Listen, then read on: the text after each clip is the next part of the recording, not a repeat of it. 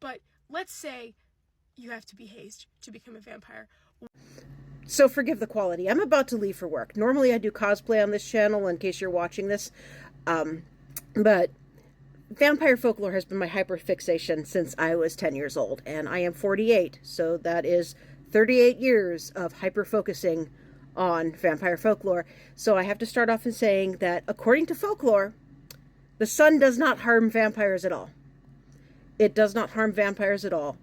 That comes from the silent film Nosferatu, and even then that's kind of a misinterpretation, because if you pay attention to the cards that bring up the dialogue and everything, it's the rooster's crow that destroys Orlok, not the sun, the rooster's crow.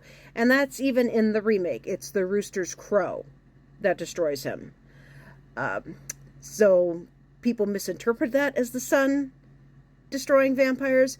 If you go back into church records, when the church was basically the police enforcement, law enforcement, you will find back when digging up graves to dispose of suspected vampires was a thing, they actually had reports of vampires who rose at dawn and returned to their grave at sunset. That's right. They were up and about during the day, not at night. Now, as far as hazing and vampires go, I think the fact that when you pass away, your bladder and bowels void themselves automatically is enough of a hazing. I honestly think that's enough of a hazing. The ideal situation for a vampire to turn you would be in the bathroom when you're about to get a bath, so you already don't have any clothes on, and it's easier to clean you up afterwards.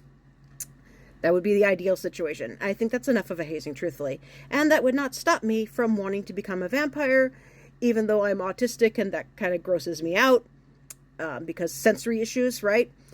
But yeah, I would love to be a vampire because I would love the eternal life. No, I don't think it would get boring. No, I don't think it would get depressing. I think the fact that there might not be an afterlife is terrifying, but even more terrifying is the thought that there actually might be a Christian heaven, because the Christian description of heaven, you have no free will. And I like having free will. I would rather live forever and have free will than go to the Christian heaven. And you consider the fact that one of my vampire characters that I play here on TikTok, she only does away with evildoers. Only does away with evildoers. And that's the kind of vampire I would be if I was to take lives as a vampire rather than just feeding lightly off of lovers. It would definitely be one who goes after the scum, the MAGAs, the anti-vaxxers, people who hurt children, those kind of people. That's the kind of vampire I would be. So, yeah, I hope that answers your question, at least as far as I'm concerned. And now I need to put some closed captioning on this and post it and then go to work. Bye!